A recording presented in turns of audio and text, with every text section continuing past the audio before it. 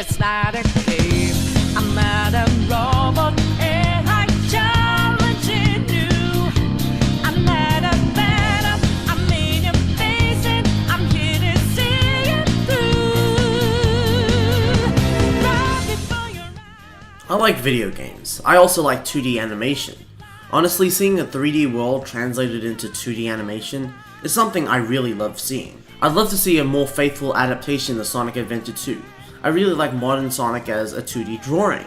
Shoot, already less than 16 seconds into the video and I already mentioned Sonic. But this is how Persona 5 captured my attention. It had anime cutscenes, there was also the fact that it was nominated Game of the Year and waifus, but we'll just ignore that for now. So guys, you better kick back and relax because today I'll be reviewing... So you know that we out there, swatting lines in the making.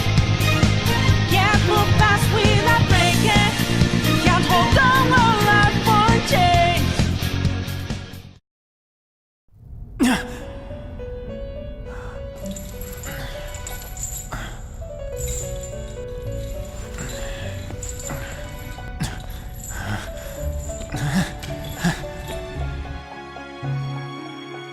By the way, I'm gonna spoil the heck out of this game, so don't complain to me if you get spoiled.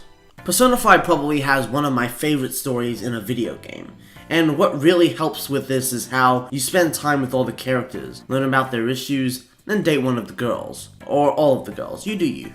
But that's one of the game's strongest points. You get to spend time with a bunch of people you like, then save the world with a bunch of people you like. In the game, you're the leader of the Phantom Thieves, a ragtag group of teens who go steal people's hearts and get them to confess their crimes. You're also on probation because you tried to save a woman, but the guy you saved the woman from is a nasty adult, and he uses his influence to get the woman to lie about what happened and get the police to keep his name away from the court case. So even you don't know who he is until you meet him like half a quarter way into the game. And they make it super obvious he's the guy who got you in legal trouble. You don't even know who he actually is though till a little later where you learn he's running for Prime Minister. And while I like that since it slowly leaks information to you over time instead of just dropping the bomb early in the game, it's kind of weird how the guy that everyone is voting for Prime Minister is a mystery to you. I mean, like, I don't even know who the Australian Prime Minister is, so I guess I'm just being a little hypocritical. Just a little. But the main gist of the story is that you're trying to reform society which is being run by a bunch of distorted adults. And God, your friend Ryuji has a big hate boner for adults. I just can't forgive shitty adults like that! To unlock your persona, you have to rebel against those distorted adults. Naturally, this means that every one of the Phantom Thieves go through their own story arcs in the main story, minus the protagonist. Some of these characters are Ryuji, the first friend you make. At first he seems like a guy who just won't stop swearing, but then you learn about how he was physically abused by the track team coach and why people don't like him. From the very beginning though, you see he's a really good guy since he calls out his old coach for being perverted, and despite how Ryuji is perverted himself, the coach obviously does stuff with his students in a forceful manner. Ann, who is clearly the main waifu as hinted through the way she's introduced, rebels against the same coach since she was his main target for sexual abuse. She lets it happen so her best and only friend could get a place on the volleyball team. So then she decides to rebel against the blackmailing to unleash her persona, which has her boobs sticking out and she's in a skin-tight cat costume. So that doesn't really help when rebelling against a perverted teacher, but it makes the game more pleasing to look at for me, so that's a-okay in my book. But overall, I like these small arcs each character goes through to unlock their persona. The situations feel grounded, realistic. Makoto is pressured to be the perfect student and follow societal structure by going to a good college and getting a stable job just like Mr. Normal over here who regrets all of it. Yusuke lost his parents, so despite how terribly his sensei treats him, he considers him a great man since he was the the one who took him in. Futaba has depression, and literally everyone has depression these days, so that's pretty self-explanatory. But to keep the game from being an edgefest, it's also a pretty funny game. Yusuke and Ryuji specifically are more comedy relief characters, but Ryuji is also one of the more vital members of the team since he's been there from the start and constantly pushes the team to find new targets. Even the protagonist gets some fun dialogue choices every once in a while, giving him more personality than I was expecting him to have. Slowly, the goal of the Phantom Thieves start getting bigger and bigger. First you take down a simple high school teacher, but then you move on to a famous artist, then a crime lord, then a big businessman who had extended his business to other countries, then the future prime minister, and finally the whole of Japan. And you get to kill a god at the very end with Satan Isle on Christmas Eve. And the reason they fought a god actually made sense. This god was apparently created through the general public's desire to stop worrying about things, to rid of their anxieties and let someone else think for them. This is a distorted desire. A distorted desire creates a palace in the cognitive world, better known as the metaverse, which has a treasure. If the treasure is stolen, the palace collapses and the distorted desire is gone. God, aka Yaldabaoth, is the treasure, and he plans on controlling all of humanity. So basically, humanity wished for a god to turn them all into mindless zombies, so one actually formed in the metaverse, broke into the real world, and the Phantom Thieves get Thanos snapped away. This is where everyone loses hope except for you, and you basically go around as everyone sums their character arcs up for you, before regaining their rebellious spirit, and then agreeing to go fight Yaldabaoth, even if they have no chance of winning. So you take on God, almost lose, and everyone starts cheering for you, which is just the friendship is magic cliche, but with a whole city. And it makes sense since the metaverse had merged with the real world, meaning people's thoughts would influence the outcome of the battle. And it did. We can all agree that the power of friendship cliche is stupid, and it's so cliche that even one of the villains mentioned it. Don't give me that cliche bullshit! But it genuinely made sense whenever it was used. Luke Skywalker, Akechi, the cliche-hating villain, is said to be better than any single Phantom Thief, but when fought against as a team, he lost simply because of basic maths. That makes sense. You have to consider that Akechi is just a human as well. When Sonic and the Avatar beat Infinite in Sonic Forces, they were fighting against someone who could essentially warp reality. They beat him with friendship? Then the Phantom Thieves defeated the god not because they were more powerful than the god, but because the god was created through the desires of humans, and because everyone stopped wanting the god and cheered on the Phantom Thieves, you were able to break the shackles of Arsene and release Satan Isle to kill God. No wonder the Church of Satan plays this game. The whole story has a lot of attention to detail and builds a pretty cohesive world. Since Persona 5 has its own self-contained story, it's also extremely friendly to newcomers. The big plot twist about the traitor was also done pretty well. The small hints pointing towards Akechi's true nature and how the Phantom Thieves overcame the situation was hidden in plain sight and was pretty clever. I also love how Akechi seemed to be written in a way that you could trust him, but there was room for him to betray you. So I never really thought about it until they revealed him being the traitor. But it made sense. Honestly, I felt like there were a lot of plot holes in this plan, but after thinking about it and looking over some of the cutscenes, it actually made a lot of sense. Although I can't remember it being explicitly stated, wherever you enter the metaverse from can be used as a gateway out, you just need to walk through the area. The whole time I was wondering how Akechi didn't find out he was in the metaverse and how he called the future Prime Minister Shido, but that's because he walked through the gate. But most of the time, when you exit a palace during gameplay, you see the protagonist hold out his phone to use the metaverse app, which is used to travel between reality and the metaverse, so I honestly thought that was what you needed to use to travel back. And although that may be an option, during your very first trip to the metaverse, you don't actually exit the metaverse until you run back to the street you entered it from, because you didn't know what the metanav was at the time. Using small details such as that, which were never explicitly mentioned, is pretty great, at least to me. I know to some people they like to understand the story on the spot, but I kinda like looking back on things and noticing the small details that I missed out on and feeling dumb. The only thing I don't understand though is how the Phantom Thieves got video footage of themselves in their costumes. To be in their costumes, they have to be in the metaverse and cameras don't work there. Now at least Ryuji and the protagonist have to be real since you see the two moving in the video, while the rest could be drawings or something since they are in the dark, so it'd be kinda hard to tell. It is possible that they could have just made the costumes, but they never explained that. Thief clothes. They are quite easy to move in. I wouldn't mind wearing them in day-to-day life. Sounds like a plan. Want to make real-world versions of them later? Oh. But how did they hack the whole country?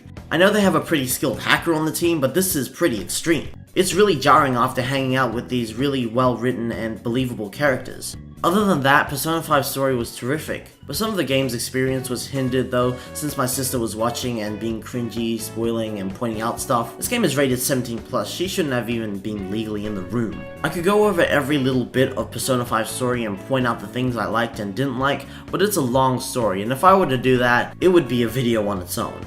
Overall though, I can confidently give Persona 5's story an 85%. I was invested throughout the whole thing, and I have never been so excited to read dialogue boxes, and there are a lot of those in the game.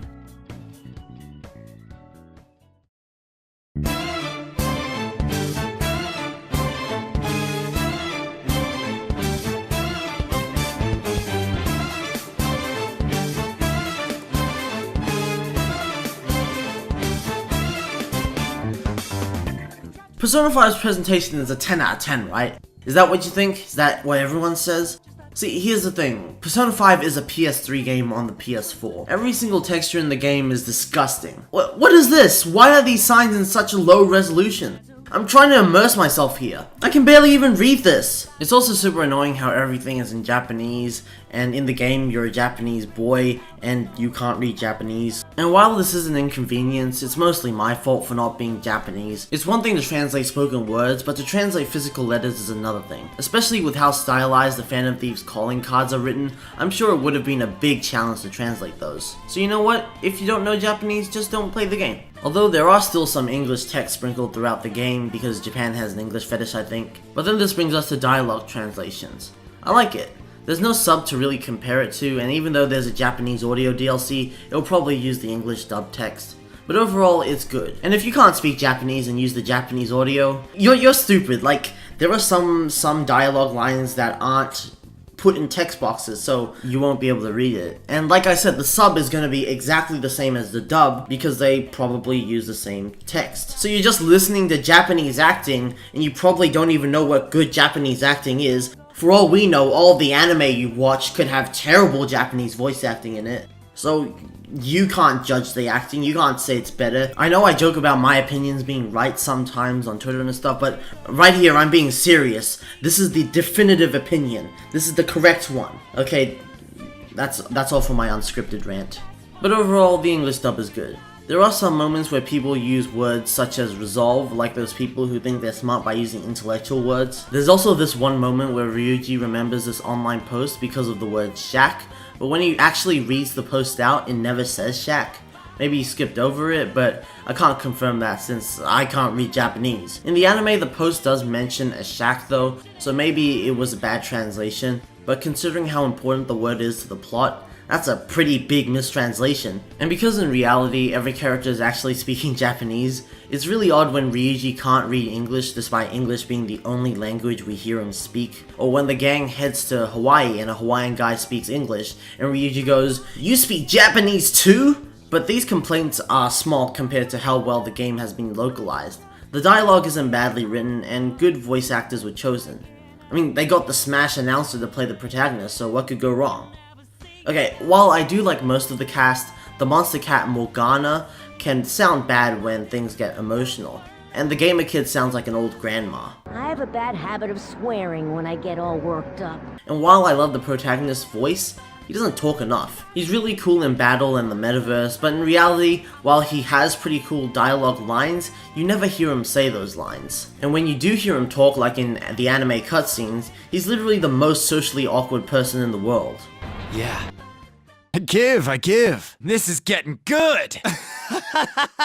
Now that's comedy. Wait, I never heard him say this in the game. Monday, Tuesday, Wednesday, Thursday, Friday, Saturday, Sunday. You know, I actually love the presentation of this game, but complaining about things is easier, so let me try complimenting the game. I love the anime cutscenes. Like I said, the anime aspect was what got me interested. I kinda wish the anime cutscenes were used to show off cooler action sequences, but I guess this is a video game, so all the action is done in the turn-based RPG gameplay. The anime cutscenes are used to show things that would be harder to do in-game, such as showing these big establishing shots, explosions, transformers, and thighs. Can I also say that they dedicated an anime cutscene to Ryuji's death, but he didn't die and I was almost crying?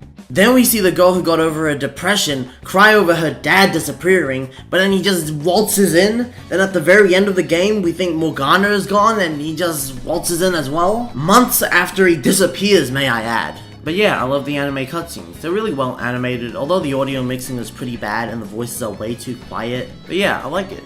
It's very good, despite my complaints. They're really not that big complaints. But let's continue with the positives. This game is stylish as F, man! So much red.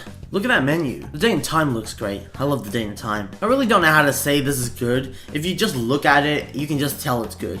I'm sorry I can't analyze art. There's just so much effort put into the UI. There's so much animation to it. It's just great. It flows so well. They even bothered with a transition between days. Sometimes there are areas that are only used for cutscenes, so there's only one camera angle to them. So instead of building 3D models for the backgrounds, they use 2D images, which I actually like. Due to the anime aesthetic the game goes for, it looks pretty nice. I also love how the palaces get more distorted when you get close to the treasure. Too bad that only happens in the first 2 palaces. But who cares when each person's palace is a unique place every time. First you have a castle, then a museum where you pull off an actual heist, then a bank, pyramid, a space base, and there's also a casino that uses a vocal track. And speaking of tracks, the music in this game is also great. For the most part, the palace themes and vocal tracks are terrific. During gameplay, however, the music is kinda generic. A lot of the same music repeats over and over again. This game is an RPG after all, so the music during text cutscenes are pretty simple and don't change too much in tone since you can work through the cutscenes at your own pace. There's no telling when the music would need to change to fit the mood. And as much as I like the last surprise or the you'll never see it coming meme music for you uncultured swines out there, it's like the Wayhog battle music. It literally plays during every battle.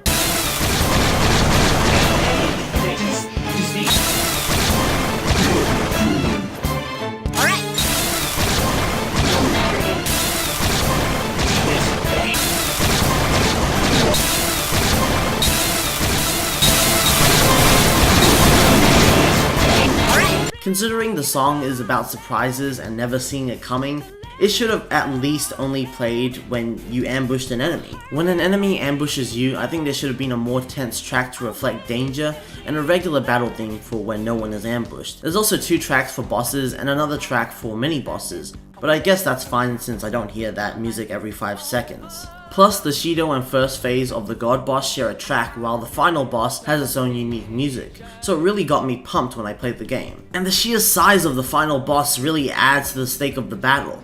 On top of that, your tiny specks on the screen, which shows that the boss is even bigger. The music after the boss, when everyone starts cheering for you, really pumps me up. I've made up my mind. I will see my justice through for the sake of protecting what I care about. Then once you unlock your ultimate persona, Saint Nile, a remix of the final boss theme plays, and it's just the best thing ever. I don't believe what I'm seeing! What is that? Is that the Band of Thieves doing too? That's totally amazing! Keep it up, Band of Thieves! God doubts your power and attacks you. Your UI reappears after the cutscene, so you think this is gameplay. You couldn't guard or restore your HP, or raise your defense, and it's likely you've been hit by this attack before, so you know that you're done for. Then Saint Nile doesn't just block you from the attack, but everyone in your party. And then you freaking headshot God. I love this game too much.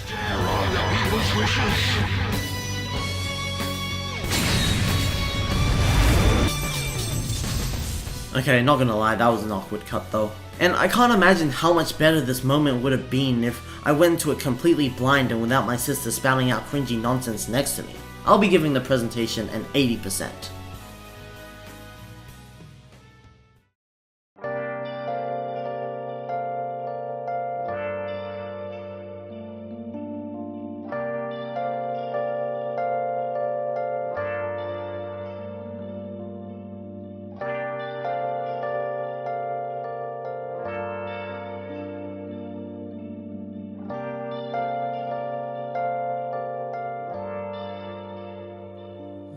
As many of you know, Persona 5 is split into 2 sections. There is the regular high school life simulator and the actual RPG segments of the game. Now, you see what's amazing about this is that school is finally fun to go to because it lasts for like 5 minutes. On a serious note, when playing through the life simulator segments, it's all about time management. These sections are super chill and go by fairly quickly, but what you do is important. There are 2 things you can do: either rank up your social stats or spend time with confidants. Social stats unlock certain activities, and spending time with confidants ranks them up, and unlocks abilities that will help you out in actual RPG stuff. Some confidants give you exclusive abilities, such as the doctor offering more meds at cheaper prices, or a gamer that teaches you how to shoot better, but other ones will give you common abilities. Most members of the Phantom Thieves have abilities like passing turns and dramatically sacrificing themselves to save you, but some of them may also learn unique skills, such as the ability to copy skill cards to teach your persona new moves, and basically all of Futaba's abilities are unique because she's not a playable character. It's a pretty unique and engaging way to improve your team in fights. It's tempting to just chill and play video games all day, but being social has perks, and I'd say try and level up all your confidants as much as you can. You even get character development from hanging out with these guys, and you can pretty much date most of the girls here. And you can date as many as you like and get beat up at the end of the game for that. Dating characters actually presents you with nice little bonuses.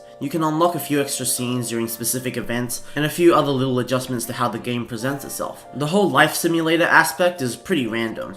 Okay, random isn't the best way to describe it. It's just you have no idea how far you've progressed. There's no way to see how or when you can rank up with a confidant or social skill. You kinda just keep trying to gain points and hope you rank up. When is my knowledge gonna rank up? I have exams coming up! And sometimes you rank up during specific points in the story. Even if you spend time with them, you might have to wait till a specific date. The most extreme example of this is the protagonist's guardian, since it was the only confidant that made it obvious that you needed to reach a specific point in the story to progress. At a certain point, you won't be able to rank up until you meet Futaba. When the chance to rank up a confidant arises, the game does notify you when you talk to the confidant or check the map, which allows you to plan out your day better and get the most out of it. But I really love this sense of uncertainty. This works well with the whole life simulator thing, since life itself is unpredictable. It has a nice balance between not knowing what's going to happen and gaining enough knowledge on the day to make it a video game and not a luck simulator. Also, pro tip, despite gaining points after maxing confidant ranks, there are no secret bonuses for hanging out with them. That was a big mistake I made. And it's such a big waste of time watching you gain points for a social stat you've already maxed out. But trying to increase your social stats can be fun. Spending time with certain confidants can improve stats too, but you can play some neat mini games or work at part-time jobs to do that as well. The beefball job minigame is kinda stupid though, since it tests you on how well you can remember customers' orders, but you can check the dialogue log to check the answers. And what about the stupid flower one? How am I supposed to know which flower represents childbirth? Well, if you go into a specific bookstore after applying for the flower job, you can buy a book which will grant you more knowledge on flowers, making the job easier. You do not want to miss anything in this game. Keep exploring the city, apply for every part-time job, buy everything. There's quite a bit you can do, which also increases the replay value, since you probably won't discover everything on your first playthrough if you're playing blind. There's a crossword puzzle you can do based on coffee. I couldn't do that though because I never listened to my temporary dad whenever he gave me a bunch of coffee facts. Like I said, this game is all about time management. Buying items and a few other activities may not take up time, but spending time with confidants and going into facilities to eat or play a minigame will. And considering how you can't roam around and do things after the game ends, it's important to try and unlock everything within the allocated time given. Every day you're given 2 time slots to spend your time in. On school days it's after school and evening, while on holidays or Sunday, and not Saturday because you go to school on Saturday for some reason, it's daytime and evening. It was weird that you only got 2 time slots on days off, but considering there's a summer holiday in the middle of the game, that would have given you around 30 extra time slots, which is quite a lot. I'm guessing the limit of 2 time slots was done to keep the game balanced.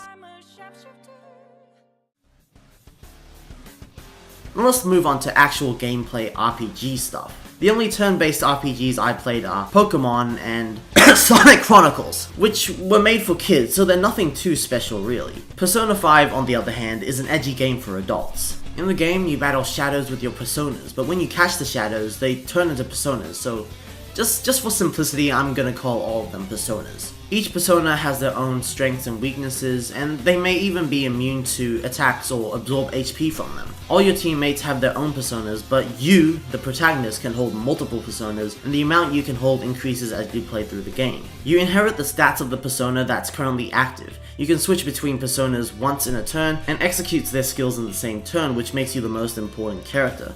When you die, everyone dies. Prioritize your health over everyone else's. That's why you want to manually control everyone, because I kept dying after trying out the AI controlled teammates. I'm losing so much health and these guys are attacking. Some friends they turned out to be. You can get characters to focus on attacks or healing or conserve SP, which are required to use your persona skills. But you can't focus on stat buffs and debuffs. And if the protagonist misses a turn, if you need to switch from healing to attack but can't, you may miss a good opportunity to lower the enemy's HP. So yeah, always control your teammates manually. Also, whenever you have the chance to catch a new persona, do it. In the middle of battles, you don't know the stats of the enemy's personas, but there's an info card you can check with blank spaces to fill out. You have to keep trying attacks until you find the weakness or know which types of skills to avoid using. But once you catch a persona, you have all that info and it immediately fills out the info card that you can check mid-battle. This is a great system since I hated having to look up the Pokemon's types and weaknesses on Google. I can't believe these guys in the Pokemon anime could check the Pokedex at any time, but you can't do that in the game. It also comes out into open fields to steal food from stupid travelers. That means I'm stupid? Persona 5 also understands how repetitive turn-based battles are. All you do is pick options while the character executes the move for you, and you miss shots based on chance and get critical hits based on chance, not from your own skill. So being able to easily switch to a persona you need and knock out the enemies after learning their weaknesses from a previous battle and then performing that sweet all-out attack or threatening them to give you money or items is super Smash Bros. Satisfying. Persona skills cost SP. You may want to try out other moves that don't use up SP such as physical and gunshot skills, which use your HP instead. You can also use the standard melee physical attack or use your gun, but that has limited ammo and can't be refilled unless you leave the metaverse. If you do run out of SP, you'd be better off finding a safe room where you can save and leave the metaverse. This obviously limits your time in the metaverse, which is not good for you since you have limited time to take a treasure from the palace. The game gives you more than enough time though. This, however, means that the longer it takes to complete a palace, the less time you'll have to spend leveling up your social stats and confidants. In terms of bosses, I found them strangely easy. I didn't beat them on the first try, but most were easily beaten by continuously attacking then healing when I needed. The second boss was more interesting though, since it was made of 5 separate entities and each unique entity had its own stats, some of which absorbed HP. During the second phase, the entities can revive each other, so you'll have to find a way to take them all down in one turn. The fourth boss has moments where your attacks are drastically weakened since it's so far away, and you have to constantly heal and use buffs and debuffs so you won't die. This boss actually glitched and failed to trigger an event that's supposed to help you beat the boss, so I had to die a couple of times until it worked properly. The fifth boss is basically a boss rush with a time limit. The sixth boss has a gambling mechanic that pops up once in a while, but other than that, it's beatable with a simple attack and heal tactic. Shido's Palace has 2 bosses, Akechi and the Shido boss itself. I easily beat the Akechi boss with very little SP. I literally had to use the basic melee attack repeatedly, and maybe use the little SP left for some healing characters. That, or I used healing items. I would have recorded it if Atlas let us use the PlayStation Share feature on the game, so everything I say is based off my memory. Point is, I used just the basic melee attack on a boss that had 3 phases. Maybe it was designed to be easy since they were expecting you to be low on SP, but then again, I had a persona that blocked off all of Akechi's persona skills, so he couldn't really damage me. The final boss for Shido's Palace was brutal, and definitely challenged me to use all the strategies I'd learned throughout the game. The boss has 3 long phases, and doesn't go easy on you just because you use up all your SP. I had to go buy better equipment and an SP regenerating item to get through the Shido boss. It required me to use buffs, debuffs, and constantly heal myself, making it harder for me to attack. On top of that, Shido does this super move that increases his accuracy, lowers everyone's evasion, and one-shot kills you if you're at a low enough level. Considering how I never grinded before that point in the game, I definitely kept dying from that attack until I luckily had my defense up or something and didn't die, giving me the chance to finally beat him. Then you have the final boss, which I had to grind to beat. I simply wasn't at a high enough level. Once I finished grinding, it was pretty much like the Shido boss. I had to put all the strategies I've learnt together. This boss even had multiple entities in the form of extra arms, which meant that you had to take them out to lower the risk of defeat. The boss even has an attack that makes you so horny that you can't move. Imagine being able to tell your friends one day that God made you so horny you couldn't move. This boss can inflict you with one of the 7 deadly sins, but unlike the regular healable ailments, you can't be healed. But they aren't as strong. Sometimes these moves don't even affect you. The only one that would is Greed, which forces all skills to use double SP or HP. but that only lasts for one turn, and if you really need to heal, then you could just use an item. Unless you've used them all in a previous battle and you're screwed because the world has been thrown into chaos and you can't go to the shops anymore. Of course, the metaverse stuff isn't just battles. You'll have to traverse the world and solve puzzles. Honestly, I found the controls kinda tanky when running around. I'd easily bump into walls when running since turning isn't so easy, and sometimes it'd be kinda annoying trying to find where and how I should be standing when trying to interact with something. Enemies will be lurking around, and if they spot you, you better run. When an enemy spots you, the security of the palace increases, represented by a percentage on the top left corner of the screen, and once it reaches 100%, you get kicked out for the day.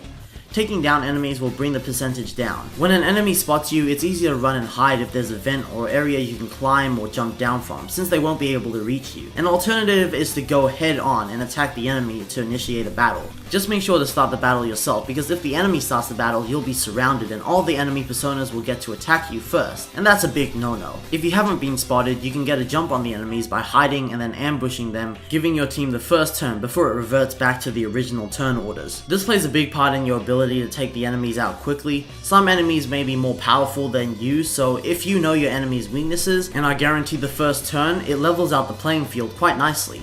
The way you have to hide are weirdly overpowered though. If you're hiding, the enemies won't spot you, no matter what. So simply just taking a hiding stance eliminates all danger. Like I said, the controls aren't the best and they're pretty fidgety, so I guess it kinda makes it fair. Honestly, they should have just programmed in better controls. Puzzles are also spread across the palaces because they need a reason for palaces not being just a straight row of enemies. I always found these puzzles fairly simple, and they always explained everything you needed to know, and if they didn't, it's kinda obvious how the puzzle works. The hardest puzzle I'd say is the maths puzzle because you had to solve some algebra. It wasn't really hard, it was more the fact that all the information is scattered onto different items and I had to switch between items to do the maths, making it more complex. It would have been nice if they just had all the information on one item, but that would require more programming, and I guess the game had to be delayed enough. Persona 5 also gives you access to a randomly generated dungeon called Mementos. It serves as a vital role to the story and is over 60 floors deep. Because Mementos is randomly generated, it was generally a very uninteresting place to go through and is mainly used to grind, catch personas, and do side quests. But it's not optional, and if you don't explore it during the course of the game, they'll force you to. So it's better if you explore small bits of it throughout the game rather than exploring all of it till the very end, because that will get really boring quickly. Persona 5 isn't a gotta catch 'em all game, no. It's actually a gotta execute a bunch of them to create a new persona.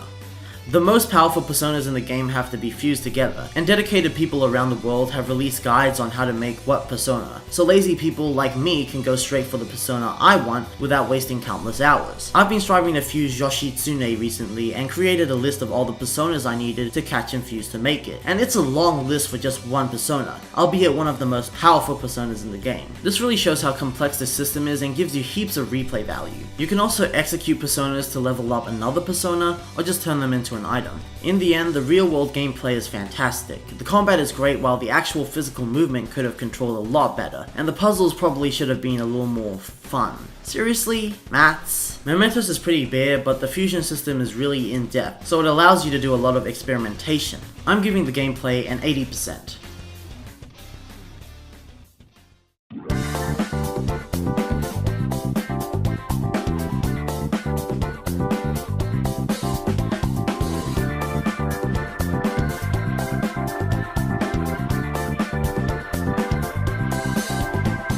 In terms of extras, the game doesn't have a lot. Everything is tied to the main game in some way. You do have a few DLC that add new personas, costumes, items, and music into the game, but I didn't buy those. There are, however, a few free costume DLCs, and while they do look nice, it doesn't apply the costumes during cutscenes. When you finish an all-out attack, it shows some nice 2D art, but Atlas didn't even bother drawing new art for when new costumes are applied. There's even a Japanese dub and merciless difficulty mode DLC for some reason. I'm not complaining, but why isn't this already in the main game?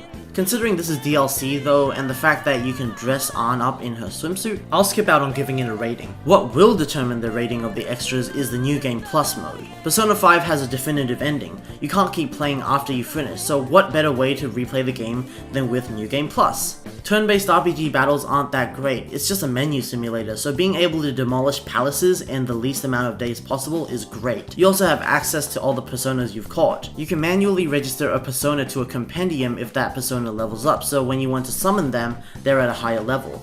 Summoning them will cost you money, but don't worry, any unused money rolls over to the New Game Plus. You also get to keep your equipment and any gifts given to you by your confidants after the final boss. Since the confidants reset in the New Game Plus, these gifts let you keep some of their abilities. Since you keep your social stats as well, getting through the confidants will be a breeze. Considering I didn't max out all the confidants on my first playthrough, this really got me motivated to play through the New Game Plus and finish everyone's stories. New Game Plus also presents you with the opportunity to play more with persona fusing, and create even better personas. The biggest downside to the New Game Plus though, is that you're reverted to level 1, meaning you have to play through the game again to fuse higher level personas. While it is easy to go through the game with your old personas and equipment, your teammates can't pull out their old personas and you'll have to solve puzzles that you've already completed, which can be a chore. I'm giving the extras of Persona 5 a 75%. There's very little incentive to go through the New Game Plus other than maxing out confidants and fusing more powerful personas. And while that can be rewarding, you'll have to play through the game again to regain that power to fuse more powerful personas. This can be avoided though if you max out a certain confidant. Or should I say confidants? I mean, they're two people, but they share a confidant card. Whatever. This is actually the hardest confidant to max out because they ask you to get a certain persona with a certain move. And without cheating by using the internet, you'll just have to keep experimenting with the fusion system to find those personas. Should I start considering internet guides when I review games? So yeah, 75%. Although the score is quite high, considering how I describe New Game Plus, I feel like it's fair since the only extra in this game is New Game Plus, and it shouldn't affect the average score so drastically.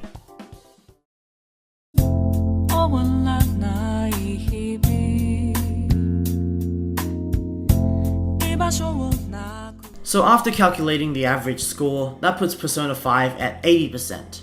I have to say, Persona 5 is my favorite RPG of all time, but I guess that's not saying much considering its only competition is the Pokemon franchise and Sonic Chronicles. Persona 5 is the type of game I'd love to forget about so I can experience everything for the first time again. Considering every Persona game holds a self-contained story, it's really sad that I have to say goodbye to the Phantom Thieves.